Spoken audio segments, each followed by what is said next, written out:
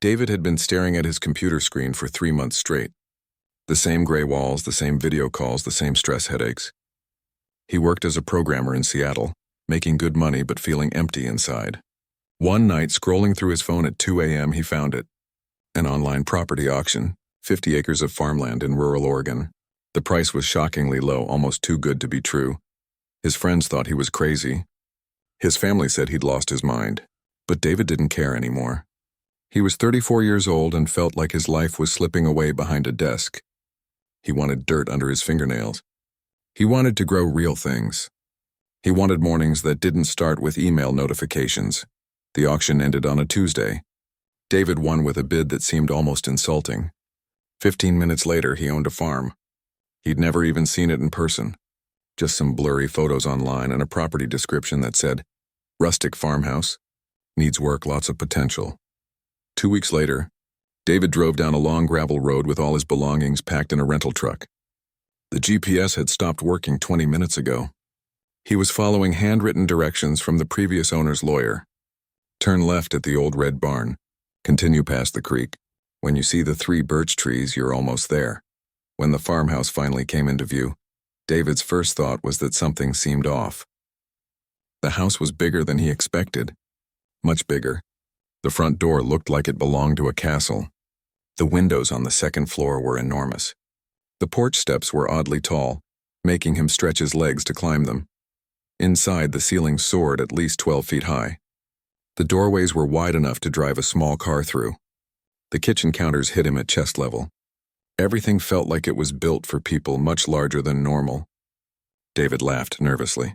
Maybe the previous owner was just really tall, or maybe they had big dreams about the space. He spent the afternoon unloading boxes and trying to figure out where everything was. The house had good bones, but definitely needed work. The plumbing made strange sounds. Some of the floorboards creaked louder than others. There was a weird smell in the basement he decided not to investigate until morning. As the sun started setting, David sat on the front porch with a beer, looking out at his 50 acres. His 50 acres. The word still felt unreal. The land rolled gently toward a forest line in the distance. Everything was quiet except for birds and the wind in the trees. This was it, his new life. That's when he saw them walking up the road.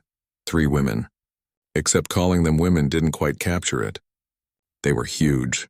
Not fat, just incredibly tall and powerfully built. The shortest one had to be at least 6'8". The tallest looked like she could play professional basketball without even trying. They walked together in a line, carrying what looked like a basket.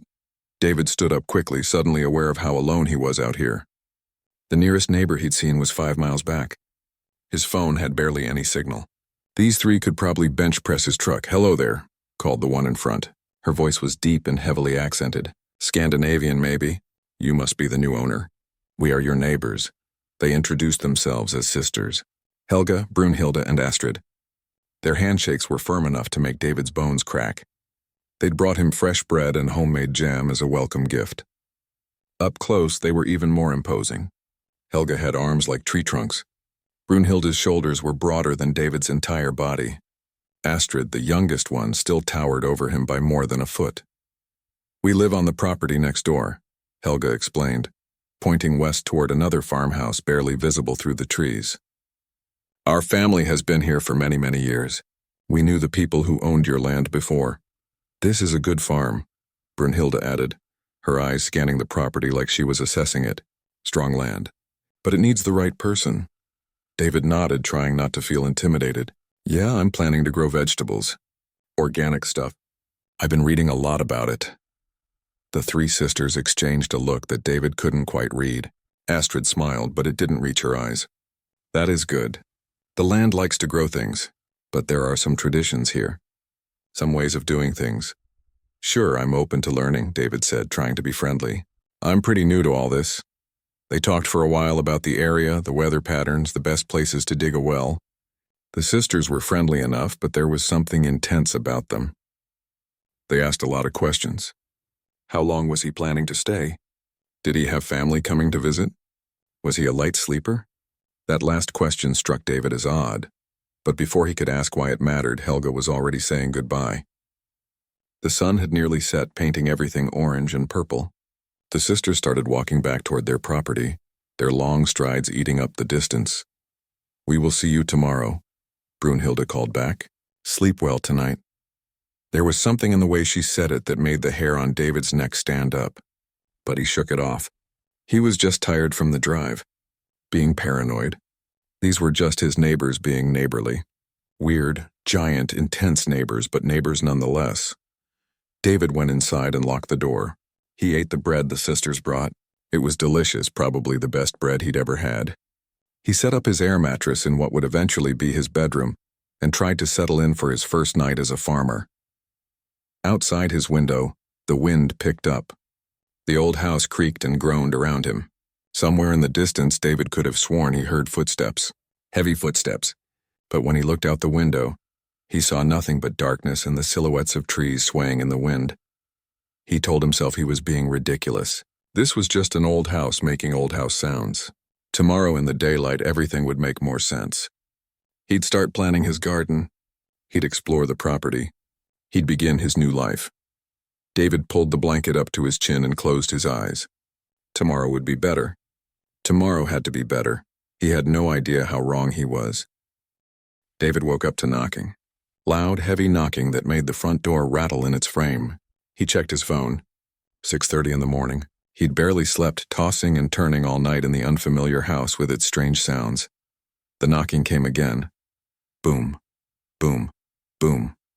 He stumbled to the door in his pajama pants and t-shirt, rubbing sleep from his eyes. Through the window he saw them. The three sisters. Again.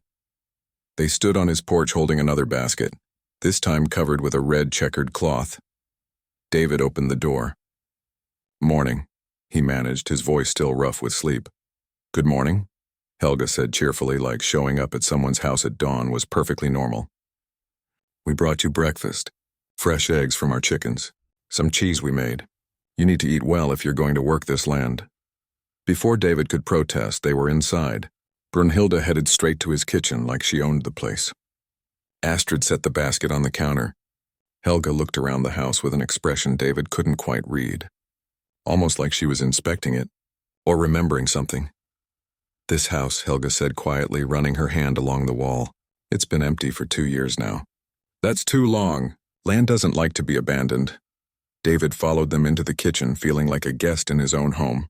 The previous owner said they had to move for work. Something about a job in another state. The three sisters exchanged another one of those looks, the kind of look that said they knew something he didn't.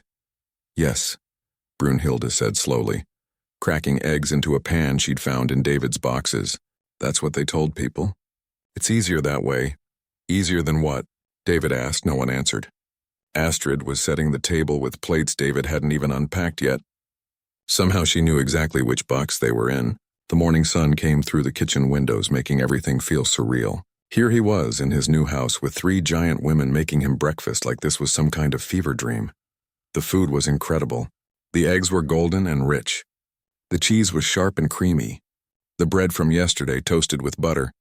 David ate hungrily, realizing he'd been too tired to eat properly the day before. "So," Helga said, sitting across from him. Her chair creaked under her weight. "Did you sleep well?" David thought about lying, but something in her expression made him tell the truth. "Not really. The house makes a lot of noise, and I kept hearing. I don't know. Probably just animals outside." "What kind of sounds?" Brunhilde asked, leaning forward. "Footsteps, maybe? Heavy ones. But when I looked outside, there was nothing there." The sisters nodded like this was exactly what they expected to hear. Astrid put down her fork. "This is what we need to talk to you about. There are things about this property you should know. Things the lawyers don't put in the paperwork." David felt his stomach tighten. "Great. Here it comes. The house is haunted. There's toxic waste buried in the backyard. The well water causes mutations. He'd been an idiot to buy a place sight unseen. Our family used to own this land," Helga began. "All of it. Your 50 acres and our property next door. It's been in our family since the 1850s, when our ancestors came from Norway. But times got hard. Money got tight. 30 years ago, this section had to be sold. We tried to buy it back when it went up for auction," Brunhilde continued. "But we were outbid." "By you?" David felt a flash of guilt followed by annoyance. Look, if you wanted it so badly, you should have bid higher. I paid fair and square. We're not angry, Astrid said quickly. We're just concerned. This land has needs. It has requirements. There are old traditions that must be followed. Traditions? David said. Like what? Some kind of farming techniques? Helga shook her head slowly. Not exactly. Our ancestors, when they first settled here, they found something that was already here. Something very old. They made an agreement with it. A pact, you could say. And that pact still holds, David laughed. He couldn't help it. This was insane. You're telling me what? The land is haunted? There's a ghost? Come on. Not a ghost, Brunhilde said seriously. Something else. Something that protects the land and watches over it. It accepts those who respect the old ways, but it doesn't like strangers. It doesn't trust easily. For the first week, Astrid said, her voice dropping lower, a new landowner must not sleep alone here. The land must grow accustomed to you. You must be protected while it decides if you're worthy. David stared at them. This was crazy. Completely crazy. He'd bought a farm from some kind of cult. That's what this was. Some weird rural cult thing. So what are you saying exactly? He asked, trying to keep his voice steady. Helga stood up. All three of them did, towering over the table. Tonight you must sleep with us, she said flatly. At our house. Under our protection. For 7 nights. It's the only way to stay safe. The words hung in the air. David's mind raced. This was how horror movies started. This was how people ended up missing. 3 massive women he didn't know, asking him to stay at their house for a week. Every instinct screamed danger. I appreciate the offer, David said carefully, standing up too, though they still towered over him. But I think I'll be fine here. I'm not really a superstitious person. This isn't superstition, Brunhilde said, her voice hard. This is survival. The landkeeper walked last night. We heard it from our house. You heard it too, even if you don't want to admit it. Those footsteps were real. And tonight it will come closer, Astrid added. It will come inside. It will test you. And without protection, without the proper rituals, you won't survive that test. David's laugh was hollow now. You can't be serious. You're trying to scare me, why? So I'll sell the place cheap to you. Helga's expression darkened. We're trying to save your life, you fool. Every owner who has ignored this warning has either fled within a week or ended up dead. The last man? The one who had to move for work? We found him 3 days after he moved in. He was alive, but he'd gone completely gray. Hair, eyes, everything. Like something had drained all the color out of him. He couldn't speak. He couldn't remember his own name. He's in a facility now, still hasn't recovered. David felt cold. You're lying. We wish we were, Astrid said softly. We truly do. But the landkeeper is real, and it will come for you tonight. Please, come stay with us. Just for 7 days. Let us teach you what you need to know. After that, you can decide if you want to stay or leave. They stood there, these 3 enormous women in his kitchen, looking at him with what seemed like genuine concern. But David had made up his mind. This was manipulation. It had to be. Some weird attempt to control him or scare him off his property. I think you should leave now, David said, forcing his voice to stay calm. Thank you for the food, but I'm not going anywhere. The sisters looked at each other one last time.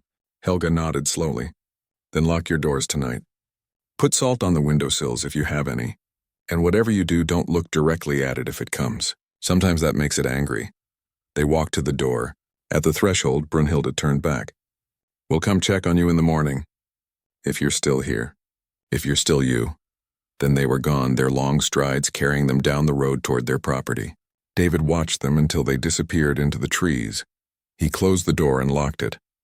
His hands were shaking. He told himself it was just adrenaline. Just the weirdness of the situation.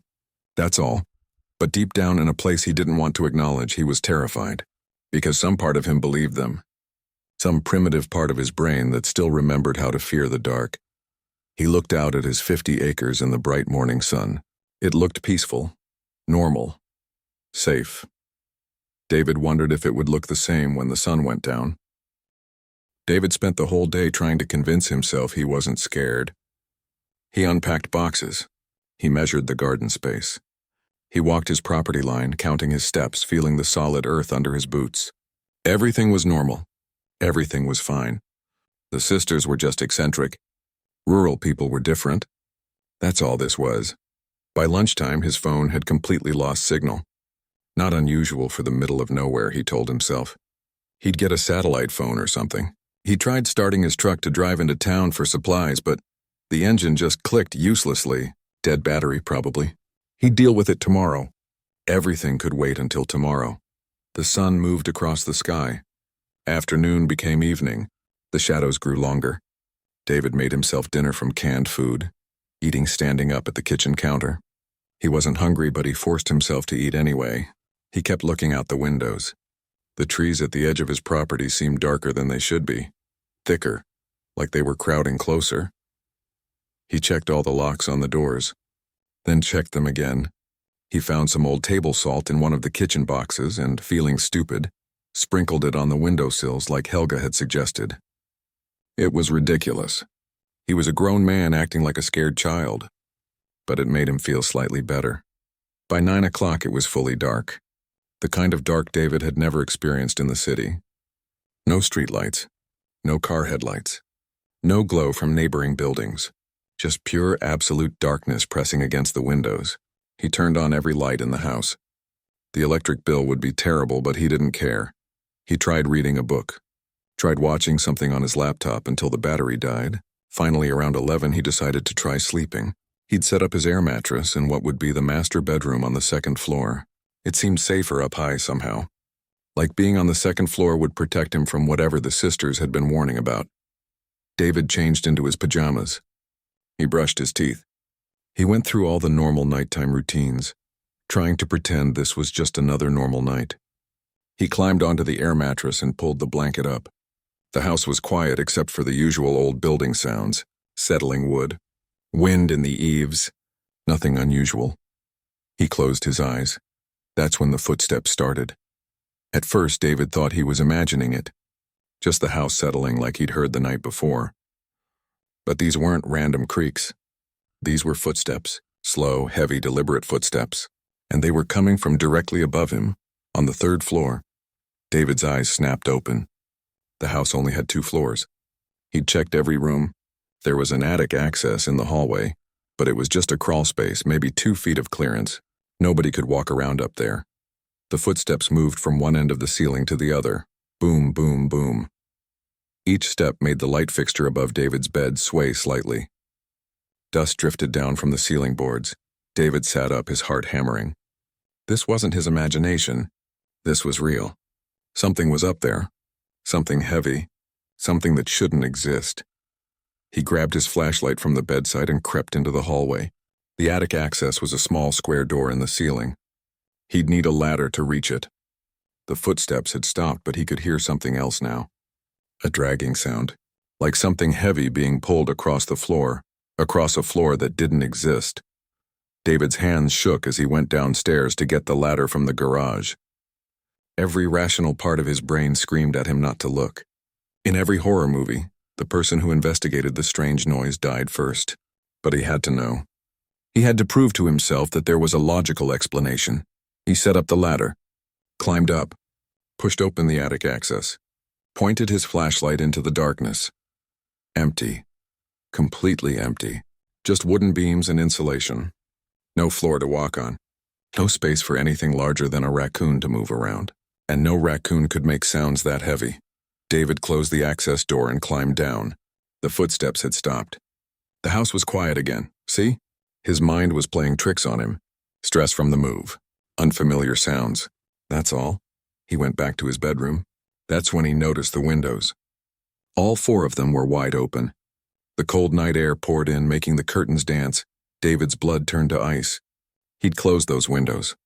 He'd locked them. He was absolutely certain. He rushed to the nearest window and slammed it shut. Then the next.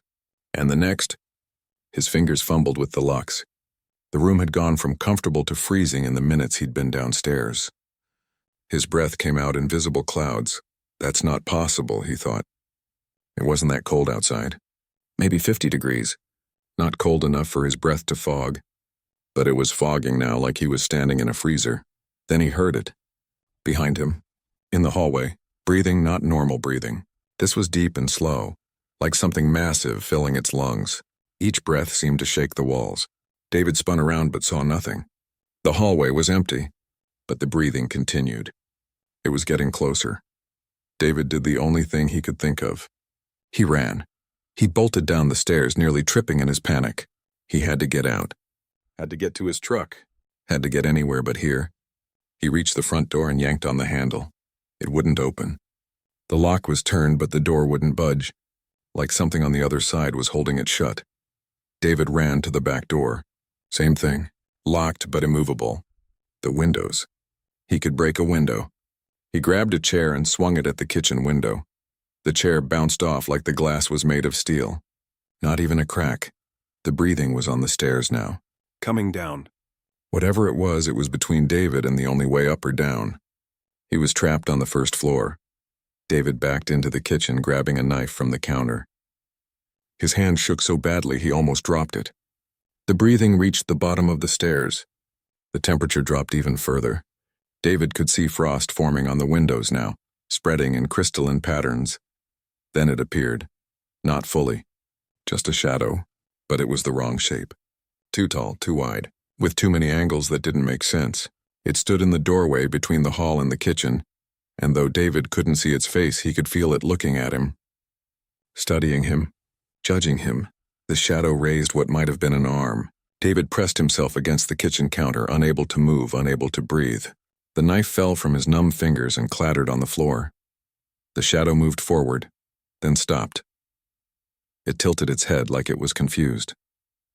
Its attention moved to the windowsill where David had sprinkled the salt. The shadow seemed to pull back slightly. Not afraid exactly, more like encountering something unexpected, something that required consideration. For what felt like hours but was probably seconds, the shadow studied the salt. Then it looked back at David one more time. The temperature somehow dropped even further. David's teeth chattered. His lips were turning blue. Then, just as suddenly as it appeared, the shadow retreated. It moved backward into the hallway, its shape dissolving into the darkness. The breathing faded. The temperature began to slowly rise. David collapsed to his knees on the kitchen floor. He couldn't stop shaking. Tears ran down his face. What was that? What had he just seen? He stayed on the kitchen floor until the sun came up, knife clutched in his hands, too terrified to move. As dawn light filled the house, everything looked normal again. Windows closed. Temperature comfortable. No frost, no shadows. Like nothing had happened. But when David finally stood on shaking legs and looked around, he saw them. Footprints. Enormous muddy footprints tracked through his entire house. Each print was at least 3 feet long and pressed deep into the hardwood floor, like whatever made them weighed 1,000 pounds. The prints led from the front door, up the stairs, across the second floor, and then just stopped in the middle of his bedroom. No trail leading out. Just stopped. David ran outside and vomited in the bushes. His truck still wouldn't start. His phone still had no signal. He was 5 miles from the nearest other house. The sister's house. He looked down the road toward their property. He could just barely see it through the trees. They'd said they would check on him this morning. If he was still here. If he was still him. David looked down at his hands. They were pale, but still the right color. He touched his face, his hair. Everything seemed normal. He was still himself. For now. But he knew with absolute certainty that he couldn't spend another night alone in that house. The sisters had been telling the truth. All of it was true. And whatever that thing was, it would come back tonight. And next time, the salt might not be enough. David sat on his porch steps in his pajamas, watching the sun climb higher in the sky, waiting, just waiting, for the sisters to come, for someone to explain what was happening, for any answer that made sense. His new life as a farmer was turning into a nightmare, and it had only been 2 days. The sisters arrived just after dawn, walking up the road like they knew exactly what they'd find. David was still sitting on the porch steps, wrapped in a blanket, looking like he'd aged 10 years overnight. His eyes were red and hollow. He hadn't slept at all. Helga took one look at him and nodded grimly. You saw it. It wasn't a question. David opened his mouth to respond, but no words came out. He just nodded. Astrid climbed the porch steps and sat down beside him. Despite her enormous size, she moved gently, carefully. You're lucky, she said softly. The salt helped. And you didn't look directly at it, did you? I couldn't see it clearly, David managed, his voice hoarse. It was just shadows, but wrong shadows. And the footprints? Yes, Brunhilde said, examining the giant muddy prints that led up the porch. The landkeeper was here. It walked through your house. It wanted to know who you are. David laughed, but it came out broken and slightly hysterical. What is it? What the hell is that thing? Helga sat down on his other side. The porch step creaked under her weight. We don't know exactly. Our grandmother called it the landkeeper. Some of the old texts call it other things. Guardian, watcher, judge. It's been here longer than anyone can remember. Longer than the native peoples who lived here before us.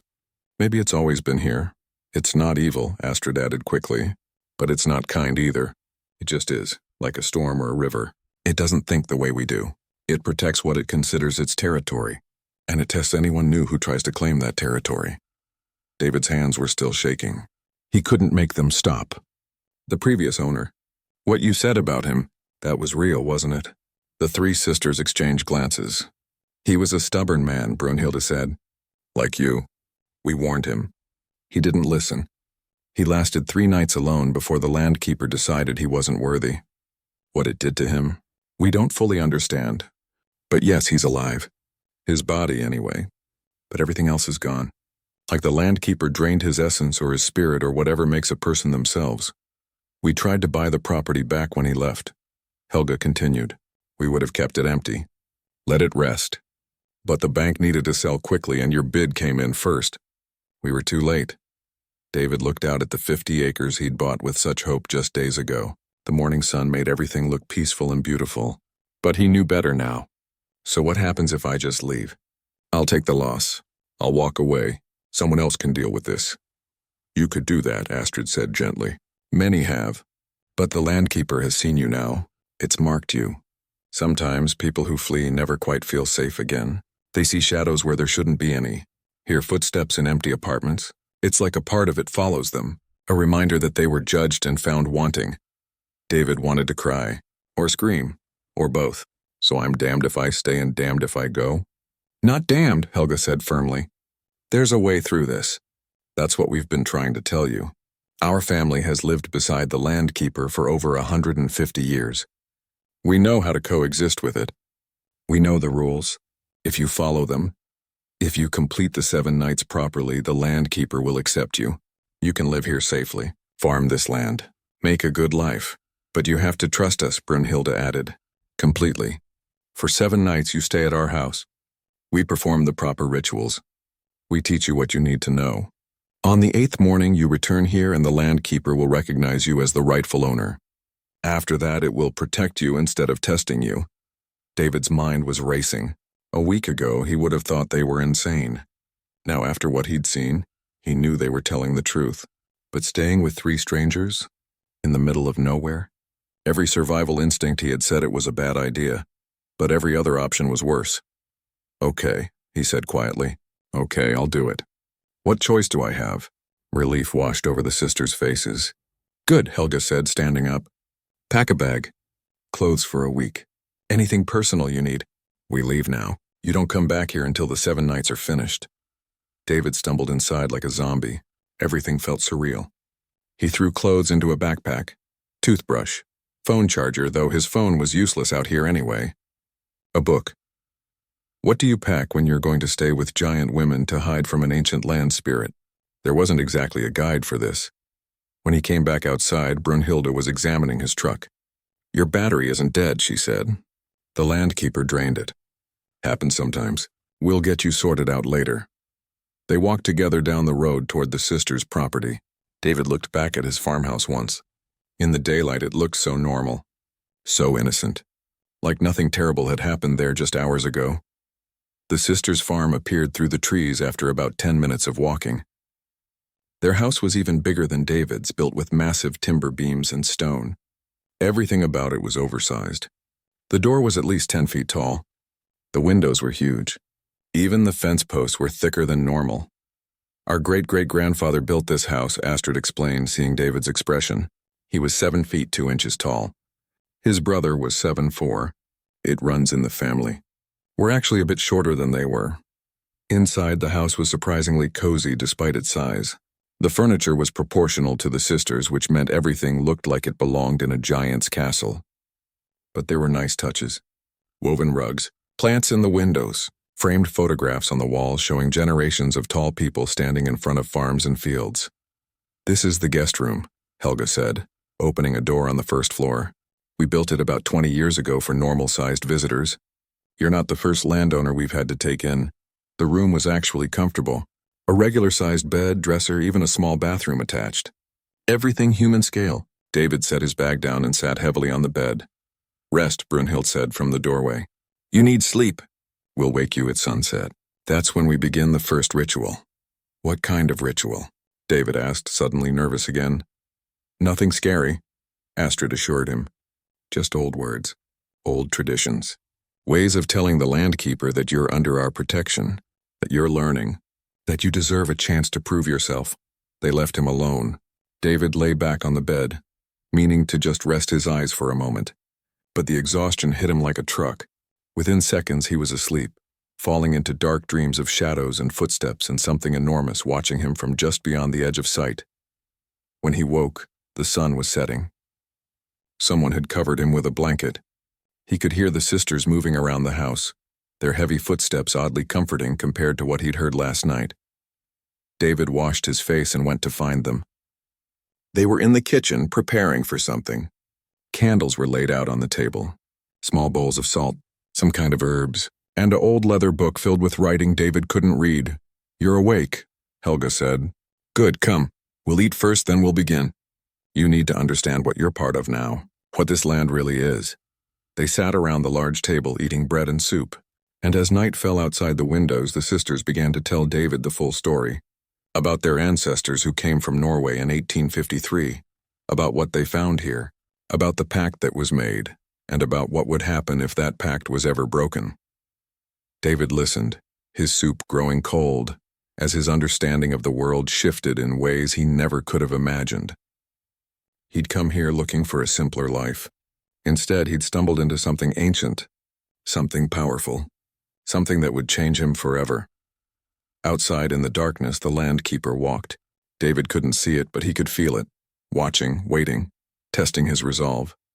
The 7 nights had begun. The first night ritual was simpler than David expected. As darkness fell completely, the 3 sisters led him to a small room at the back of the house. It was lined with stone and had symbols carved into the walls. Some looked like old Norse runes. Others were stranger, older, like nothing David had ever seen in books. Helga lit 13 candles and placed them in a circle. Brunhilde sprinkled salt in a line across the doorway. Astrid opened the old leather book and began reading in a language David didn't understand. The words were guttural and rhythmic, almost like a song. After each phrase, the other sisters would repeat it. "What are you saying?" David whispered. "We're announcing you," Astrid said quietly, not stopping her reading, "telling the landkeeper that you're here under our protection, that you come with respect, that you wish to learn the old ways." The candles flickered, though there was no breeze. David felt the temperature drop slightly. Something was listening. He could feel it, the presence from last night but further away now, observing from a distance. The ritual lasted maybe 20 minutes. When it ended, the sisters carefully extinguished the candles in a specific order. Bottom left, top right, bottom right, top left. A pattern David didn't understand but memorized anyway. "That's it for tonight," Helga said, rolling up the salt line with her hand. "Now we sleep. It won't come inside these walls, not while we're maintaining the protections." David's room felt safe. He could sense the difference between here and his farmhouse. There was a weight in his house, a pressure that made the air feel thick. Here the air was clear. Normal. Whatever protected this place actually worked. But sleep didn't come easy. David lay awake thinking about everything the sisters had told him earlier. Their ancestor, Eric the Tall, had come here with his family in 1853. They'd bought the land cheap from settlers who wouldn't stay, who whispered about bad luck and strange occurrences. Eric thought they were just superstitious fools, until the 3rd week when the landkeeper came to judge him. Eric had been a practical man, but not a stupid one. When he saw what walked his land at night, he didn't run. He didn't fight. He waited until morning, then went to the nearest native trading post and asked questions. The old woman there had laughed darkly and told him he'd bought land that no tribe would claim. Land that belonged to something that had been there before humans. Something that demanded respect. She taught Eric the first ritual. The words to speak. The offerings to make. And Eric, being Eric, had expanded on them. He'd combined the old native wisdom with his own Norse traditions, creating something new. A hybrid of old world and older world. And somehow it worked. The landkeeper accepted him. And Eric's family had lived there ever since. Morning came. David woke feeling more rested than he had in days. The sisters were already up working. Through his window he could see Astrid in the garden, harvesting vegetables. Her size made the work look easy. She could reach things without bending, carry loads that would break a normal person's back. At breakfast, Helga explained the plan. During the day you learn. We teach you how to work this land properly, the techniques that honor what's beneath. At night we do the rituals. Each night builds on the last. By the 7th night you'll know all the words, all the actions, everything you need. And during the day? David asked. Can I go back to my house? Get more of my stuff? Brunhilde shook her head firmly. Not for 7 days. The landkeeper is watching your property constantly now. If you return before the time is right, it will see it as a rejection of the process. It will judge you unworthy immediately. So David stayed. And to his surprise, the days were actually incredible. The sisters' farm was unlike anything he'd imagined. They grew rare heritage vegetables that fancy restaurants paid premium prices for. They had chickens that produced the most beautiful eggs David had ever seen. Their cheese operation in the barn was sophisticated and spotless. These weren't simple farmers. They were master craftspeople who'd turned traditional farming into an art form. People think farming is simple, Astrid said while teaching David how to properly harvest lettuce. They think you just throw seeds in the ground and hope. But the land remembers everything you do to it. Treat it roughly and it becomes hard and unforgiving. Treat it with respect, and it gives back tenfold. She showed him how to feel the soil, reading its moisture and composition by touch, how to spot which plants were struggling before they showed obvious signs, how to rotate crops in patterns that kept the earth healthy. Everything was about balance, about partnership rather than domination. The second night's ritual was longer, more complex. David had to repeat the words after Astrid, stumbling over the strange syllables. The sisters corrected him patiently until he got them right. This time when they finished, David could swear he felt something acknowledge them. A sense of attention focusing briefly then moving away. It heard you, Helga said with satisfaction. You're making progress. The third day, Brunhilde took David into the forest that bordered both properties. The landkeeper doesn't just protect the fields, she explained. It protects everything. The woods, the streams, the animals. You need to understand the whole territory, not just the part you plan to farm. She showed him plants he'd never seen. Mushrooms that grew in fairy rings. Trees with bark that felt warm to the touch even in the cold. A stream where the water ran impossibly clear over stones that seemed to glow faintly in the shadows. This land is special, Brunhilde said. That's why the landkeeper is here. It's not random.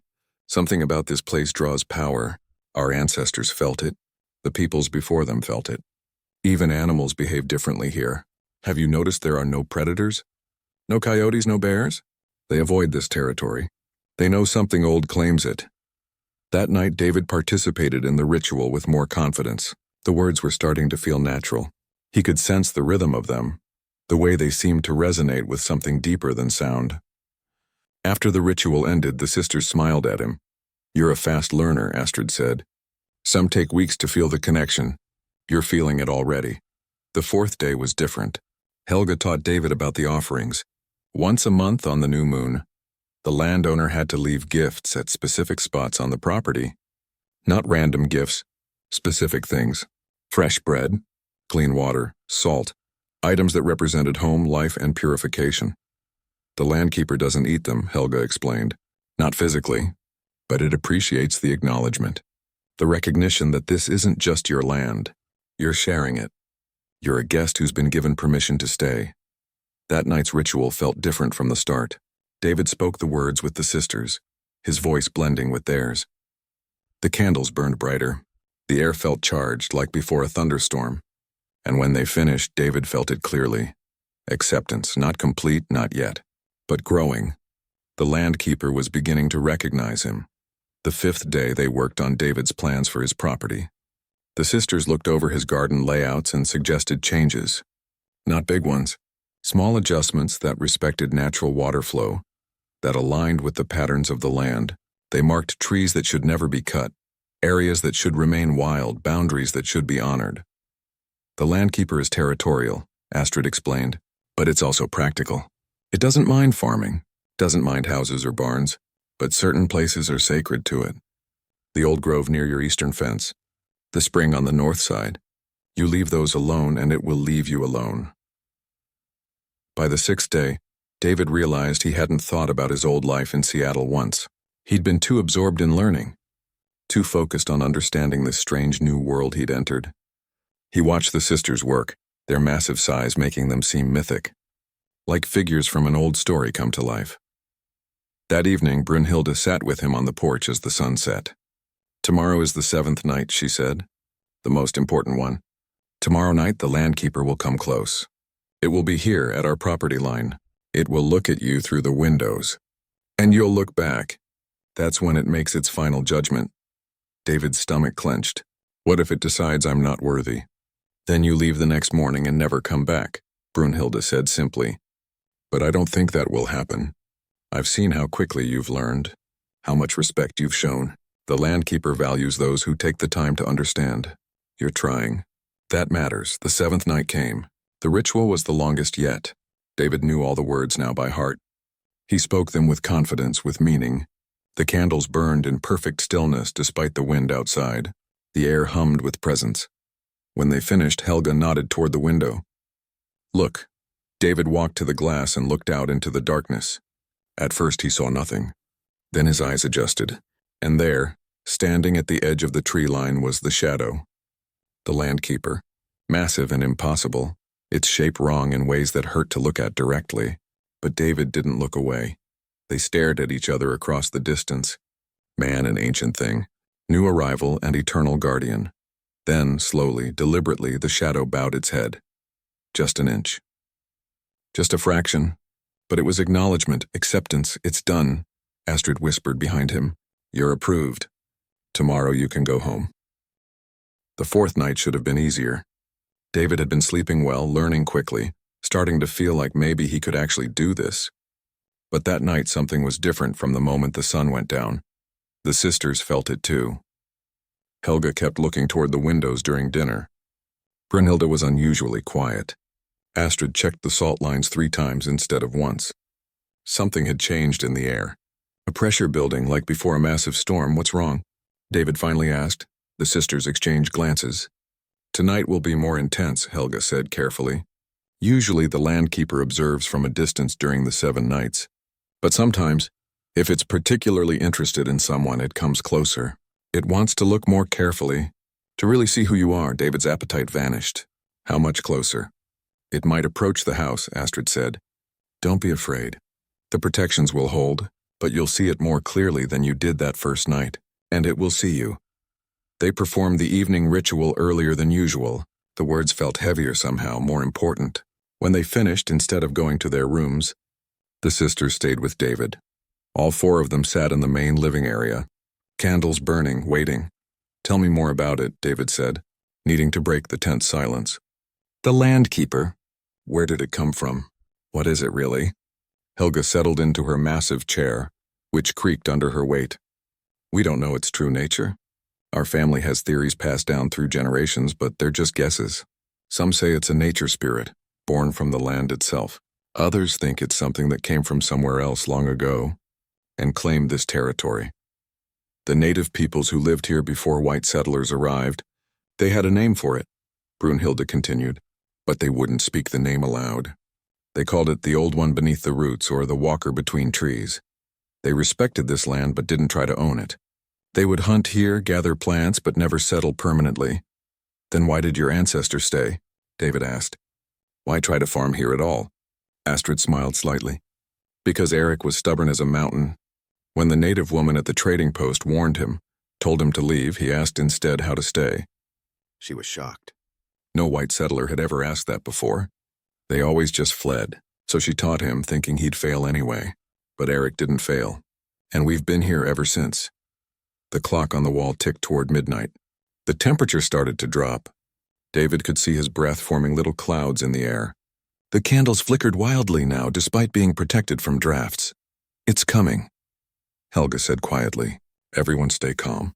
David, remember what we taught you. Don't show fear. Don't show aggression, just acknowledgement and respect.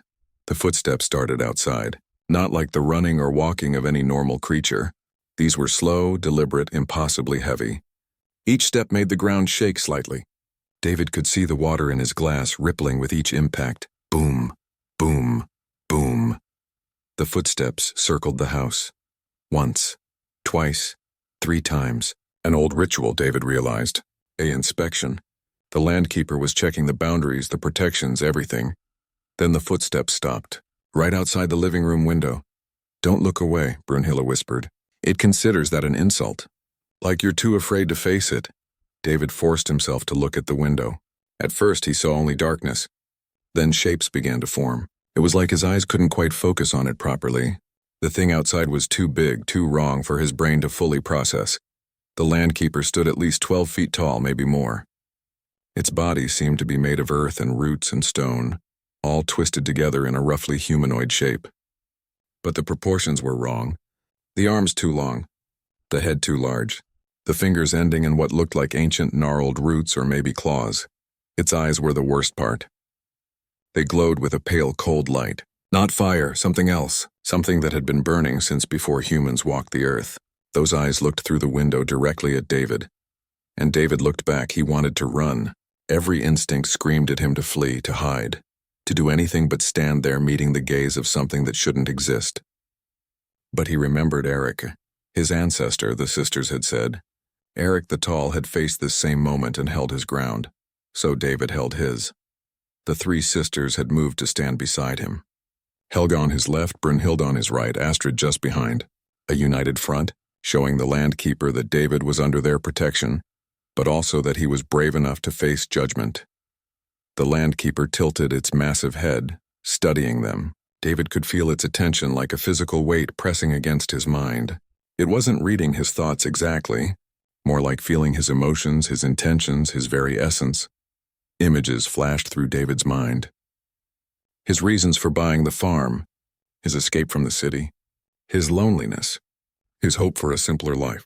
Everything was laid bare before this ancient thing. There was no lying to it, no hiding. Then the pressure increased. David gasped and nearly fell to his knees. Helga caught his arm, steadying him. It's testing your resolve, she muttered. Hold on, just a bit longer. The landkeeper raised one massive arm and placed its hand against the window. The glass should have shattered under that weight, but it held firm. The protections, David realized. The rituals they'd been doing every night were real barriers that even this thing couldn't easily cross. Up close, David could see more details. The landkeeper's body pulsed slightly like a heartbeat. Moss and small plants grew from its shoulders and back. Its breath, when it exhaled, came out as a mist that smelled like deep earth and ancient forests. It was terrifying, but also beautiful in a strange way. This thing was power personified, nature given form and consciousness. It had watched over this land for who knew how many centuries. Kings had risen and fallen. Empires had come and gone. And still the landkeeper walked, eternal and unchanging. Slowly, deliberately, the landkeeper drew a symbol on the window. Its finger left a trail of frost in a pattern David had never seen. The sisters inhaled sharply. What does it mean? David whispered. It's marking you, Astrid said, wonder in her voice. That's the symbol for witnessed. It's acknowledging you exist, that you have permission to be here. This is earlier than expected. It usually waits until the 7th night. The landkeeper finished the symbol. Its glowing eyes locked with David's one more time. Then it lowered its hand and stepped back from the window. The footsteps resumed, moving away from the house. Back toward the forest, back to wherever it dwelt when not walking. The temperature slowly returned to normal. The pressure on David's mind lifted. He collapsed into a chair, his legs suddenly unable to hold him. His whole body was shaking, but not just from fear, from awe, from the overwhelming experience of facing something so far beyond normal human experience. You did well, Helga said, her voice full of approval. Very well. Most people faint during their first close encounter. Or they look away, or they run screaming despite our warnings. But you stood your ground. I didn't have much choice, David managed, his voice shaky.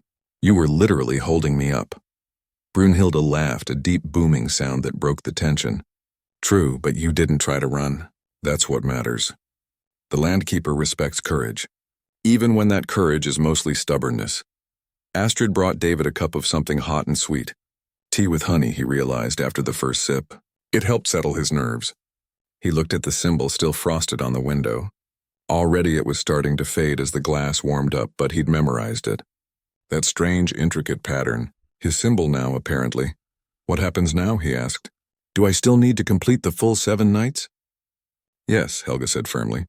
The close encounter was good, but the process must finish properly. 3 more nights of rituals. Then on the 7th night, the final acknowledgement. After that, you can return to your land with the Landkeeper's full acceptance. David nodded.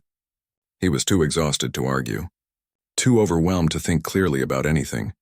The sisters guided him back to his room. He collapsed on the bed fully clothed and fell immediately into a deep, dreamless sleep. When he woke the next morning, sunlight was streaming through his window. Birds were singing outside. Everything seemed normal and peaceful. For a moment, David wondered if the previous night had been a dream, some kind of hallucination brought on by stress and exhaustion. Then he looked at his hands.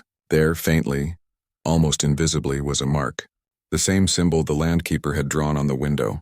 It was on his left palm, barely visible unless you looked closely, a brand that marked him as witnessed, as acknowledged, as belonging to the land now as much as it belonged to him.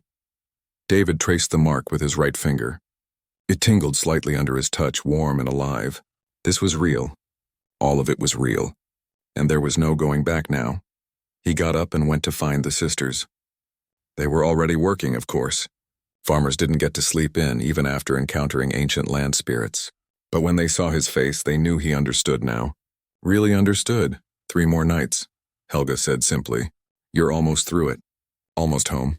David nodded. 3 more nights. He could do that. He'd already faced the Landkeeper directly and survived. What could be harder than that? The 5th and 6th nights passed more peacefully after the intense encounter. The rituals continued, David's confidence growing with each repetition, but he noticed the sisters were preparing him for something, teaching him more than just farming techniques now. On the 6th day, Helga took David to a part of their property he hadn't seen before. A small stone building near the tree line, old and weathered. Inside, the walls were covered with writings, some in English, some in Norwegian, some in languages David didn't recognize. This is our family's record house, Helga explained. Every generation writes down what they learn about the Landkeeper. About this place, about how to coexist with what's here. David walked slowly around the room reading. Some entries were simple observations. The Landkeeper walks more frequently in autumn. Others were more detailed accounts of encounters, decisions, judgments. And then there were the older entries written in fading ink on yellowed paper. Read this one, Helga said, pointing to a passage written in careful English with a thick accent, evident even in the handwriting. This is from Eric himself, written in 1854, 1 year after he arrived. David read aloud. I have made my peace with the old one beneath the roots. It is not what the priest would call holy, nor what they would call demon. It simply is, as the mountain is, as the river is. It demands respect as all-powerful things do. But it is not cruel. It protects what it considers its own. And now it considers me its own. I am both afraid and grateful. Eric understood something important, Helga said. The Landkeeper isn't good or evil by human standards. Those concepts don't apply to it. It's more like a force of nature that happens to have consciousness. You don't call a tornado evil when it destroys a house. You don't call a river good when it waters crops. They just are. Then why does it judge people? David asked. Why decide who's worthy and who isn't? That, said a voice behind them, is the real question. David turned to find Brunhilde entering the building, carrying an old wooden box. We've been debating whether to tell you the full truth. It's not something we share lightly. But after seeing how you face the Landkeeper, how seriously you've taken all of this, we think you deserve to know. The 3 sisters sat on the stone benches built into the walls. David sat across from them, waiting. The native peoples who lived here before us, Brunhilde began, they didn't just avoid this land. They actively worked to keep others away from it, because they knew something we didn't figure out until much later. The Landkeeper isn't just protecting territory, it's guarding something. She opened the wooden box and pulled out a bundle wrapped in old cloth. Carefully, she unwound it to reveal what looked like stones. But as David looked closer, he realized they weren't natural formations. They were carved, worked by hands but not human hands. The proportions were wrong. We found these on the property, Astrid said, buried deep in places the Landkeeper seemed to guide us to.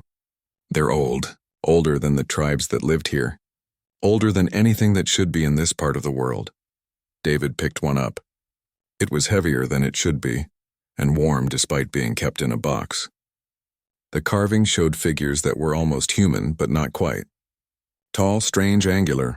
We think, Helga said carefully, that something lived here once, a very long time ago, before recorded history, before any humans we know about, and when they left or died or vanished, they left behind a guardian. The Landkeeper. You're saying it's artificial? David asked. Like created? Or it volunteered, Brunhilde suggested. Maybe it was one of them who chose to stay behind. We don't know, but it's protecting their legacy. Their sites. There are places on both our properties where the Landkeeper absolutely forbids any digging or building. We've marked them all. 3 on our land, 4 on yours. She pulled out a map from the box. David recognized his property lines. Sure enough, there were 7 locations marked in red. Sacred sites according to the notation. Never disturb. The Landkeeper judges people, Astrid explained, because it needs to know if they'll respect these boundaries, if they'll honor what's buried there. Most people wouldn't. They'd dig out of curiosity or to build a barn or just because they could. But someone who takes the time to learn, to understand, to participate in the rituals, that person might be trustworthy. David stared at the map. One of the forbidden sites was right where he'd planned to put his main garden. If he'd started digging before all this happened, what would have happened if I'd disturbed one of these sites? He asked quietly. The sisters were silent for a moment. Finally, Helga spoke. We don't know for certain. No one in our family has ever been foolish enough to try, but Eric wrote about a prospector who camped here in 1867, before the land was properly divided. The man started digging near the eastern site looking for gold. Eric found him 3 days later. He was alive, technically, but he'd aged 50 years overnight. Died 2 days after that, babbling about the roots taking him home. David carefully set the stone back in the box. So the Landkeeper isn't just protective, it's vengeful. No, Brunhilde said firmly. It's absolute. There's a difference. It doesn't attack out of anger or spite. It simply removes threats to what it guards. Quickly, efficiently, without hesitation. That's why the judgment period is so important. It needs to know if you're a threat or a partner. And the reason we're so tall? Astrid added with a slight smile. Our family theory is that generations of living here following the rituals being accepted by the Landkeeper, it changed us. Slowly. Over many decades. Made us stronger, taller, longer lived. We're not entirely sure, but our ancestors were tall but not this tall. Each generation has been slightly larger than the last. David processed this. The sisters altered by proximity to something ancient, changed by acceptance. Is that going to happen to me? We don't think so, Helga said. The effect seems genetic, built up over generations. You won't grow a foot taller or gain super strength, but you might find you're healthier than you used to be, that injuries heal faster, that you feel more connected to the land in ways you can't quite explain. Some of the previous owners reported that, Brunhilde confirmed. The ones who stayed for years before eventually moving on for other reasons. They said their time here changed them, made them more aware, more alive. David thought about the mark on his palm, the way he could feel the land now, even from inside this building, a subtle awareness of the territory around him, like a sixth sense developing. The 7th night, he said. What actually happens? You said it's the final judgment, but what does that mean? The sisters exchanged glances. The Landkeeper will come to you directly, Helga said. Not to the sisters' house. To your house. You'll return home for the 7th night, and you'll face it alone. David's stomach dropped. Alone? But I thought the whole point was protection during the 7 nights. The first 6 nights are teaching, Astrid explained. Learning. Proving you can follow the rituals and respect the boundaries. But the seventh night is different. The Landkeeper needs to see if you can stand on your own, if you truly understand, not just follow instructions. We'll prepare you, Brunhilde assured him. Teach you everything you need to do. You'll perform the ritual yourself in your own house, and the Landkeeper will either accept you fully or... She trailed off. Or what? David pressed. Or you leave at dawn and never return, Helga finished. Those are the only two outcomes. Complete acceptance or permanent exile. David looked at the map again. At his property marked with boundaries he hadn't known existed. At the forbidden sites he would have unwittingly violated. At the life he'd imagined for himself, which now included protecting ancient secrets and performing monthly rituals for something that shouldn't exist. Can I ask you something? He said finally. Why do you do this? Why stay here, generation after generation, bound to these rules and rituals? You could sell everything, move somewhere normal, live regular lives. Astrid smiled. Could we? This land is part of us now. We're part of it. Leaving would be like cutting off a limb. And besides, she gestured around the record house at all the writings, all the accumulated knowledge. Someone has to remember. Someone has to guard the guardians. That's our family's purpose now. It has been for over 150 years. And it could be yours too, Helga added. If you want it. If you're willing. The Landkeeper doesn't just accept farmers. It accepts stewards. People who see this place as sacred, not just profitable. David sat in silence for a long time, turning one of the carved stones over in his hands. Tomorrow night he would face his final test. Alone in his farmhouse, with only the words and rituals he'd learned standing between him and something that could end him if it chose to. But strangely, he wasn't afraid. Not like he had been that first night. He understood now. The Landkeeper was a guardian, and guardians needed to be fierce. It protected something precious, something from a time before time, and if David proved worthy, he would become part of that protection. Teach me, he said finally, everything I need to know for tomorrow night. I want to do this right, the sisters smiled. Outside, the sun was setting on the sixth day. Tomorrow would come quickly, and with it David's moment of truth. He just hoped he was ready. The seventh day dawned clear and cold. David woke early, his stomach tight with anticipation.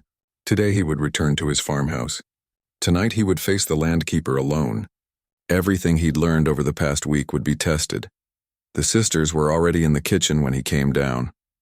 They'd prepared a large breakfast, more food than David could possibly eat. But Helga insisted he try. You'll need your strength, she said, piling eggs onto his plate. The seventh night ritual is longer and more demanding than the others. And the Landkeeper will be present from sunset to sunrise. You cannot stop, cannot rest, cannot break the circle once you begin.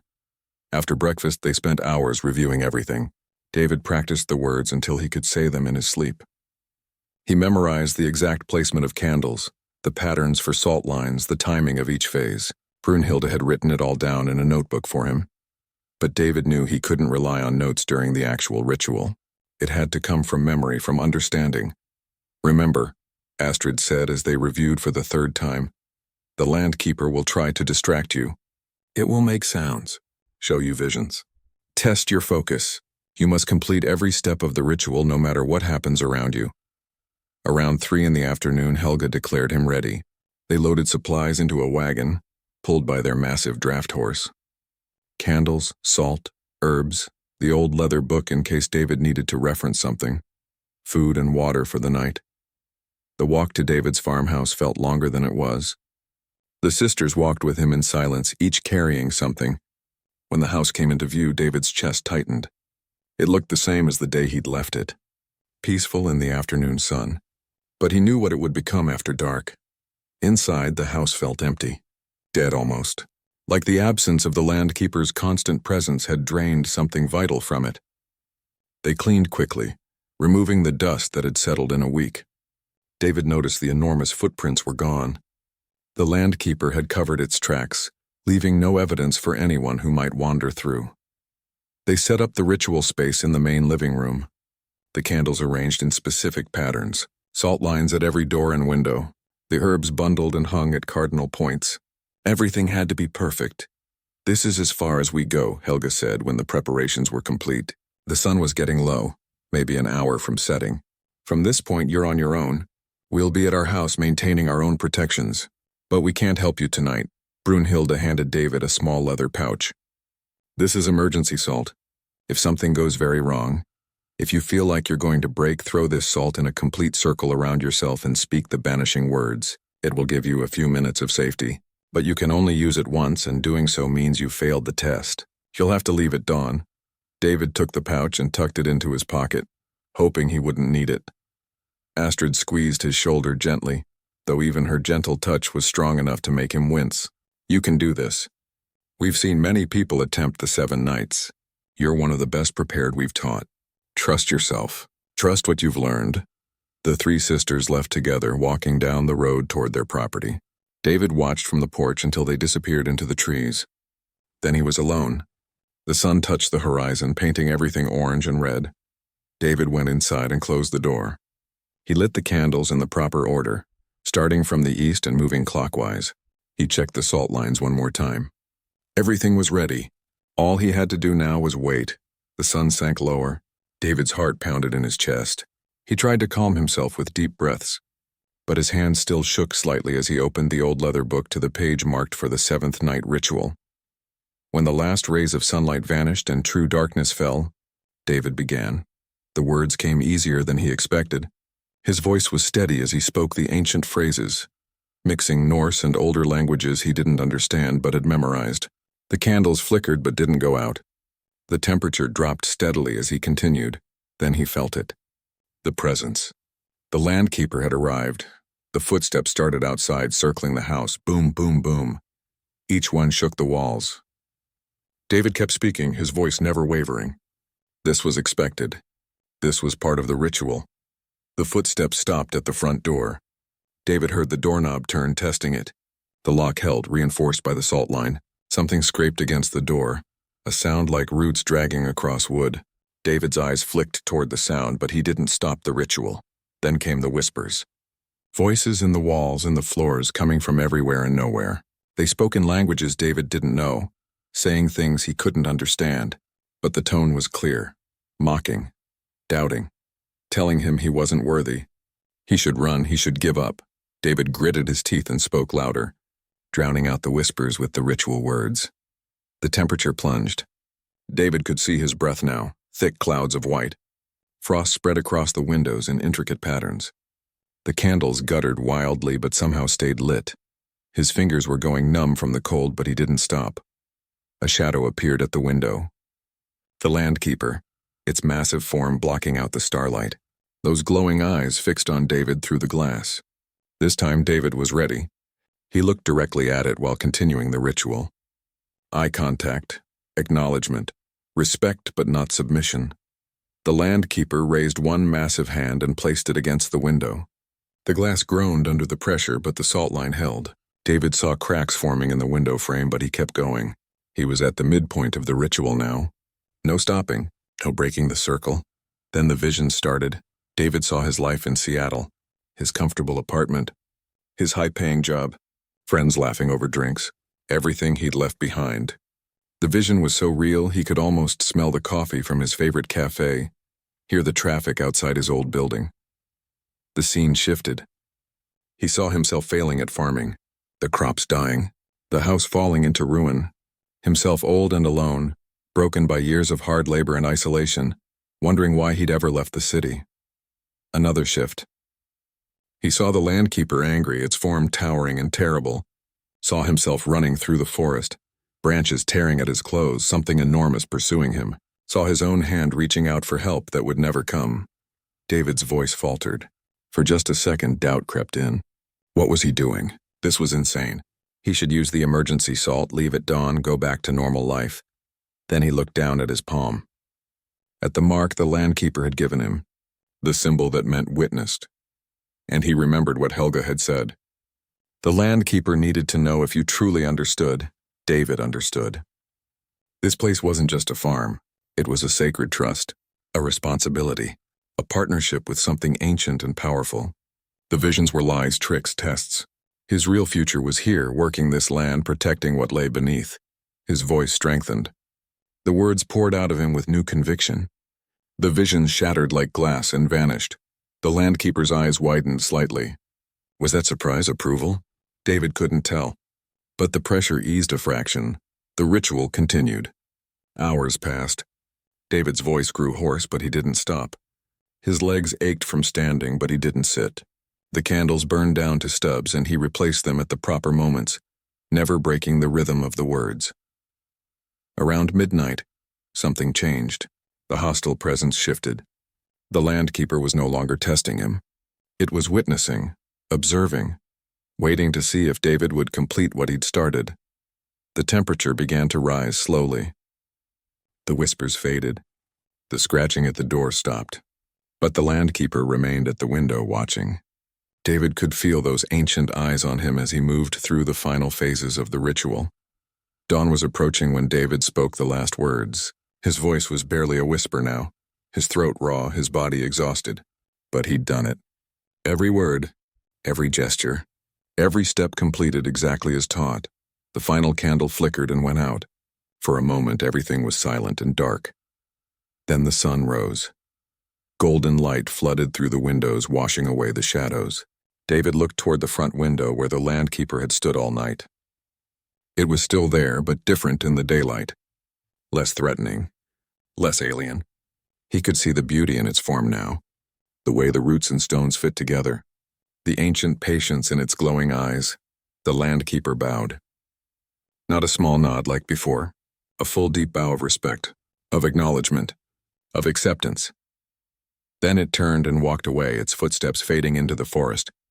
David stood frozen, hardly believing it was over. He'd done it.